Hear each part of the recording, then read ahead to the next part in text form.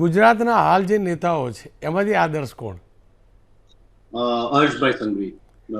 હું તમને એક નાની વાત એમના વિશે, ઘણી વાર એવું બધા બોલતા હોય કે 8 ફેલ છે, 8 ફેલ. મને બહુ દુઃખ લાગે, કારણ કે એ માણસ કામ કરે છે. કામ એટલા માટે કે નાના સામાન્ય માણસના પણ પ્રશ્નો એ હલ કરવાની કોશિશ કરે છે. જો ભણેલા તમે હો ને, તમારા દરવાજે કે તમારા ઓફિસે કોઈ આવીને વાતો કરે કે ભાઈ મારું આ કામ છે, તમે કદાચ ભણેલા થઈને એને મળતા હો તો એ તમારું ભણતર કોઈ કામનું નથી.